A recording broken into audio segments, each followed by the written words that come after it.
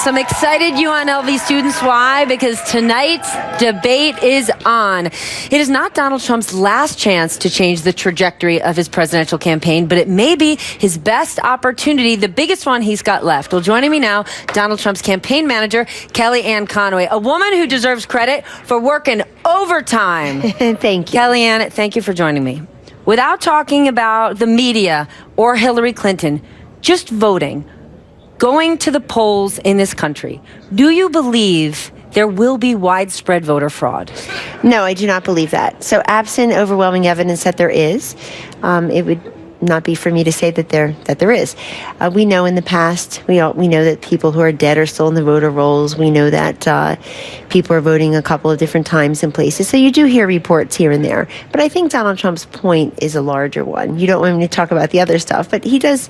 Yeah, there is a larger conspiracy, larger collusion. We're learning just from revealed emails and FOIA requests. There is a great deal of, friendship, if not collusion, from some members of the media. Certainly not all, or not even most, but some specific members of the media and the Clinton campaign. And look, we operate every day with one or two hands tied behind our backs. We have the never Trumpers who are costing us 4 or 5% in places. We certainly have the mainstream media largely against us. And Donald Trump is reading reports about rigged system or voter irregularities. Also, you have the new Project Veritas video by James O'Keefe, the second one he released. The first one was showing how some people connected to the DNC and the Clinton campaign are trying to get protesters to incite violence at Donald Trump rallies. The second one, people to see, is about voter fraud. They use the words voter fraud. Well, in terms of voter fraud and the documentation that's out there, even when you add it all up, it doesn't come to even 1,000. And this is over elections where hundreds of millions of votes have been cast. So while Donald Trump continues to press it out there, is that fair to mislead the American people? So I think everybody's missing his larger point. And he was making this point in a different way yesterday in Colorado, Stephanie, where he was saying, look, I've got this government reform Washington program because it is a rigged, corrupt system. Whether you believe it's rigged and corrupt at the polls, or you believe it's rigged and corrupt in that we have a $19 trillion debt and people who are there for years and years, if not decades, should be responsible for that. He wants to put a 5-year ban on lobbying if you've served in his administration. He thinks there should be mandatory term limits. Then why bring this up now? He's had months and months and months. Why, with 2-3 weeks to go, do you come out with an ethics plan? Well, he's talked a bit about it, but I also think it puts him in direct contrast to Hillary Clinton. Look, he has plans every week. I don't know if they get covered. He'll talk for 45 minutes, and nobody can tell you what the theme was because nobody wants to cover the theme. They cover one tweet or they cover one comment. I'm going to say he's been talking about that. That's not true. When Donald Trump continues to say, in inner cities, look at the polls, look who's there, the system is rigged, that's hard for me to ignore. No, I understand that, and you should cover the news as you see it. In addition, though, if you're saying that, I'm saying he also is giving plans. He gave a 10-point Veterans Administration reform plan, 5-point plan to defeat Islam, 4-point plan for middle-class tax relief. Yesterday is his multi-point plan to, as he says, drain the swamp, the #1 trending term on Twitter yesterday, drain the swamp. And I think that's the basis, as the essence of his candidacy has been, I'm an outsider. I don't benefit from the inside rig system. Hillary Clinton certainly does. He made the argument against some of his primary opponents that they were benefiting from the rigged insider system. So this has really propelled him from the beginning. It's not something new for him. He just put it in a 4 or 5-point plan. I do want to share with President Obama, and we know President Obama is clearly a Hillary Clinton supporter, but here's what he had to say yesterday. That is both irresponsible and, by the way, doesn't really show the kind of leadership and toughness that you'd want out of a president. You start whining before the game's even over.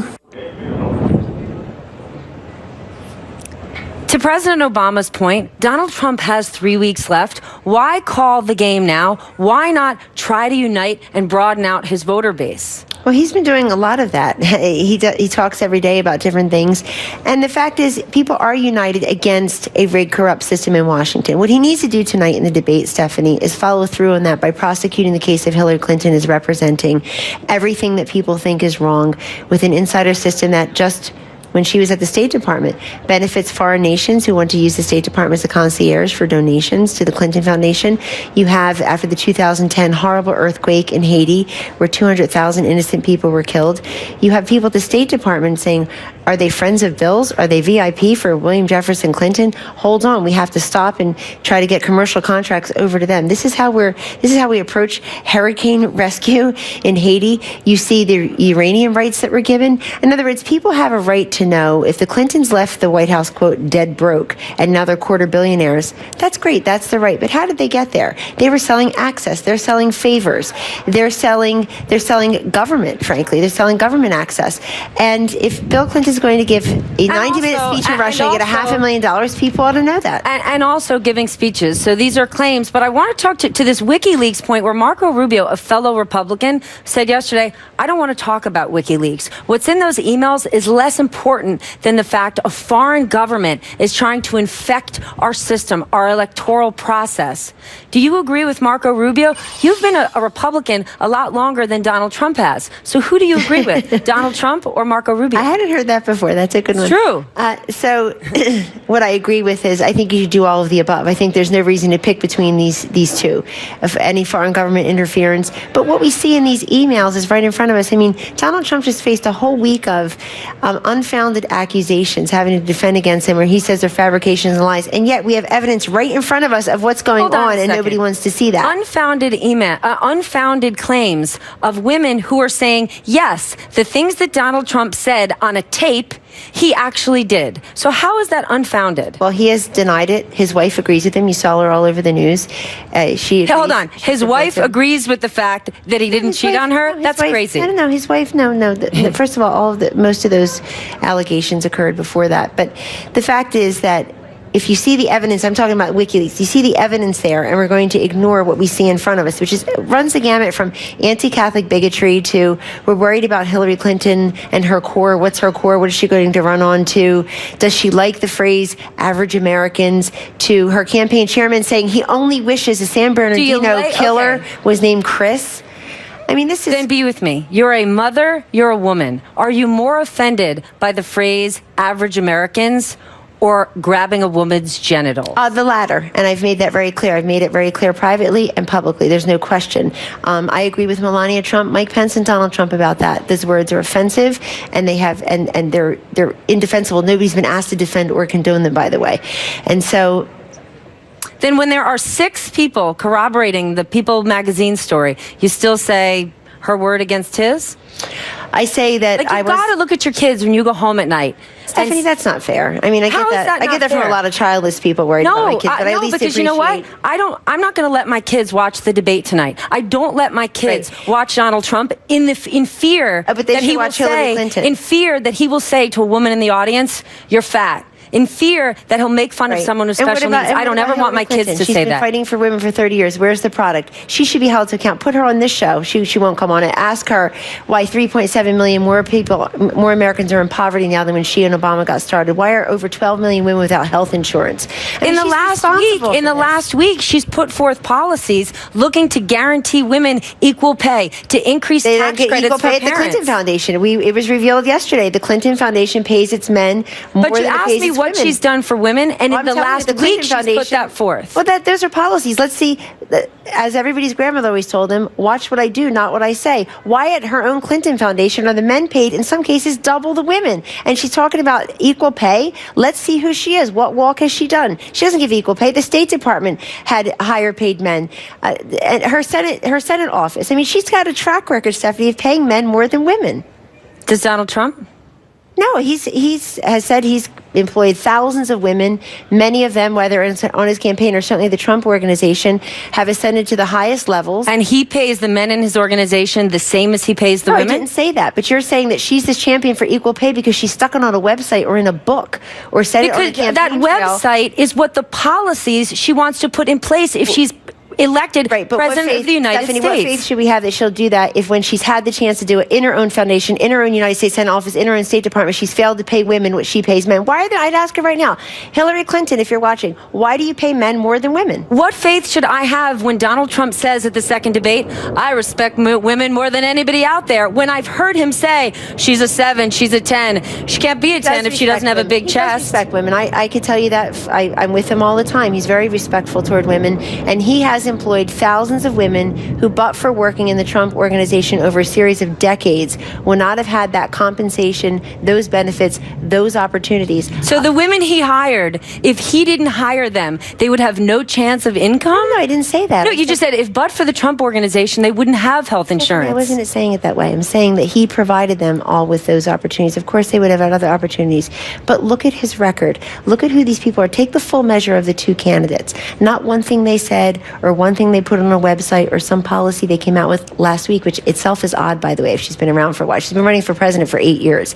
We got the policy last week. But you just said to me moments ago, it's not odd that Donald Trump would put forth an ethics plan. He's been talking about that all along. And Hillary Clinton has been talking about women and children. That is not true. So she has been fighting. Wait, I know, you sound like her. I've been fighting for women and children. Terrific. Where the hell is the product? Why do so many women not have health insurance? Why are their children living in poverty? She's part of the system. The health care reform that Hillary Clinton wants to put in place will make women not have to pay more for health insurance. So right there, that is what she plans to do. So is she critical of President Obama and the fact that he didn't do that? Or is she has said, the single payer Hillary Clinton in the last debate says changes have to be made, improvements have to be made, without a doubt. No plan is perfect. Every plan over time has to change. Why didn't she fight for any of this when she was in the United States Senate for a number of years? I'm just curious. Why was this never her big signature issue? Do you remember it? I don't remember it. She changed the name of a highway, the name of the post office, and I think some civic center. Go look it up. But why, I don't remember. You have all these years in the United States Senate. You're one of 100 people in this country. You've got a lot of power. Why didn't she do this? Donald Trump is a man with extraordinary power. Answer every question with Donald Trump. Donald Trump is an extraordinary man of power, a true New Yorker who we haven't seen give any money to New York after 9/11. After 9/11. That is not true. What money did he give to the 9/11 Foundation? You're asking about one foundation? Yeah, you said Hillary Clinton, what she did as Secretary of State. I'm saying he's never been in government, but he's a power New Yorker. Goodness. Listen, at his foundation, not a single family member, including him, takes a penny. And there certainly isn't any inequity paying the men double you pay the women, like at the Clinton Foundation. I mean, the idea that anybody can argue against that was just revealed again yesterday. Look at the facts. If people want to defend Hillary Clinton, that is their right. But please do it with facts and evidence. And the fact is, she has a terrible track record of paying women the same as men. I don't want that person to be president. I'm not going to tell my 3 daughters, you'll be safer under Hillary Clinton. You'll be more prosperous under Hillary Clinton. I can't look my daughters in the eye and say, I'm going to support a known liar. She's lied to Congress. She lied to the FBI. She lied to the Benghazi families. She lies, and it's always for political gain. It's always Hillary first. She lied about the rapist of a 12-year-old girl, Kathy Shelton. Kathy Shelton should be a household name if Hillary Clinton's running for president. I want her to defend her laughing on a tape year and years after getting that guy a plea bargain. All right, well, first, she wasn't laughing at that woman. She was not laughing at that young woman. She was giggling about, she said, I never have faith in lie detector tests again in her Arkansas accent, wherever that came from. All right, you mentioned Benghazi. Tonight, Patricia Smith is coming. That makes a lot of sense. When I think about how I'm going to vote, I know for my family, for my kids, I want to be physically safe, financially secure, free in this country. Help me understand why bringing President Obama's half-brother tonight, how does that help voters know who they want to elect as the next president of the United States? Well, that's all right. He wanted to come, and we're happy to give him a ticket and accommodate him. You guys are friends with him?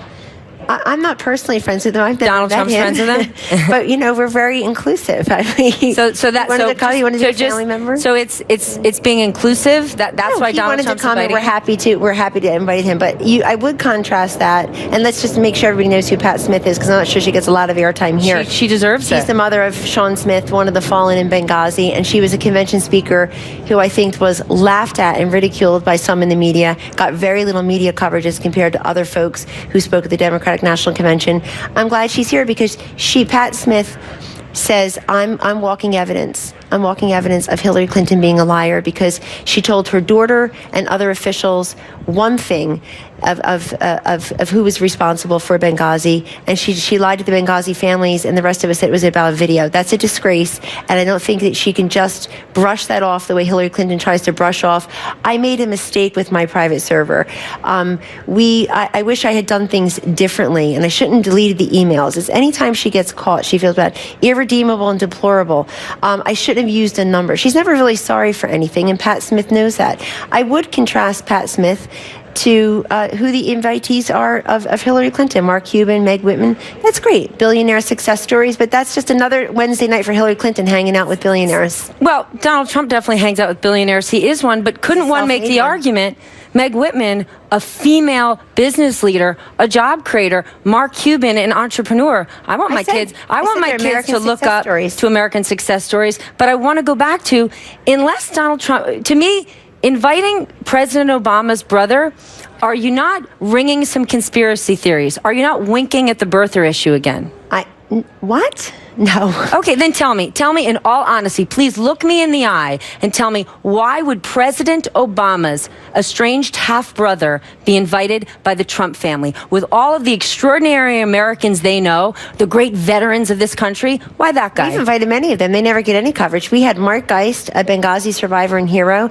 We've had veterans. We've had generals sit with us. Nobody seems interested in that. They seem in following Mark Cuban around with a camera, including your network. I'm interested, so I'd love to know the invited guests you missed 3 opportunities, the vice presidential debate and the first 2, because they're not household names, because they actually have a story to tell that might be a character where it says Donald Trump. So you missed those opportunities. And let me just say, of the 4 people you just mentioned, Meg Whitman, Mark Cuban, Donald Trump, and Hillary Clinton, one of them is the outlier. There's only one of them who's not a self-made billionaire. There's only one of them that's never signed the front of a paycheck. There's one of them who's never been a job creator.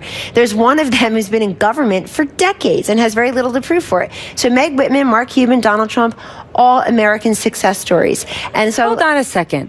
Are you actually going to say that the first woman candidate to be the president of the United States, whether or not you vote for her or not, is not a success story? She's not. You were talking about how just said American success stories. Stephanie, you were talking about Mark Cuban and Meg Whitman being Americans. I said they are American success stories. Those were my words. And then you said, I want my children to see folks who have created jobs and helped the economy. You asked me who is the outlier. And I said, and that's what Donald Trump has done. Hillary Clinton has not created jobs. Hillary Clinton's success story is going from, quote, dead broke. What an insult to those who truly are under government policies. She went from dead broke in the White House to being a quarter of a billionaire. People at least have a right to know how they made that money.